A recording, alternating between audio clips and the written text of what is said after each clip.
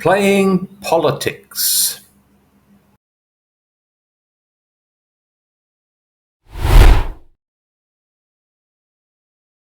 I don't envy politicians. I wouldn't like their job. I most certainly wouldn't like the pressure under which they're placed by the media, by their own party colleagues, by the opposition, and by us. Look, I can be tough on politicians at times, but I also appreciate the difficulty of their task. I'm not entirely sure what motivates our politicians. Is it idealism and a genuine desire to bring about change?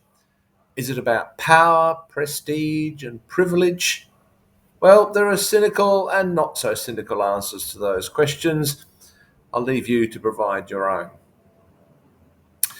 I once actually stood as a candidate for a minor political party in Australia.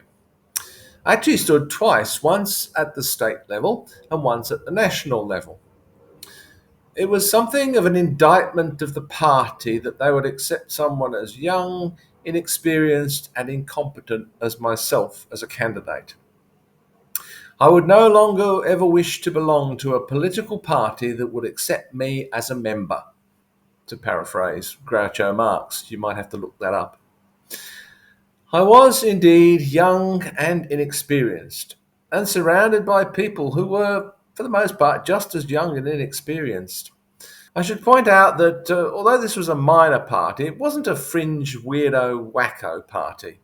It wasn't the rescue kittens out of trees party or the bring back darning party. We represented a small but fairly mainstream alternative. We boasted some quite well-known and well-respected people amongst our ranks and candidates. We actually already had several members in the upper house of both the state and federal parliaments. The federal election in which I took part was actually a by-election, and as such it attracted quite a lot of media attention. I was interviewed on the radio, and I even had a 5-second grab on television. I attracted further attention because I was, at the time, also a practicing Anglican minister. Maybe that also had something to do with why the party would accept me as a candidate. I tried my best not to embarrass myself or anyone else, but the sad truth is that I knew very little about any specific policies, even my own party's, and I was driven and sustained only by a rather vague idealism. At least I like to think so. That idealism suffered somewhat as a result of this process. I was supported by a team of people who really didn't know what they were doing.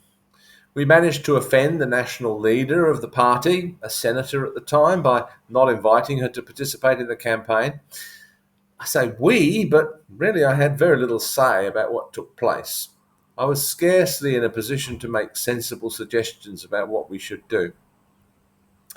The crunch came for me when, at a campaign meeting one evening, it was seriously suggested to me by my campaign manager that I should walk along a major highway in Adelaide, in South Australia, in my underwear, holding up a sign to the effect that they, the government presumably, were ripping the shirts off our backs. I at first politely, and then not so politely, refused to participate in such a stunt. The people of Adelaide were spared.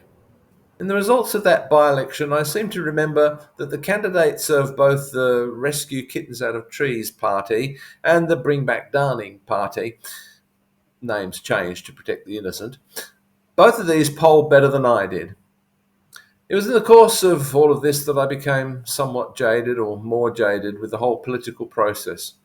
But all credit to those who stick with it, I guess.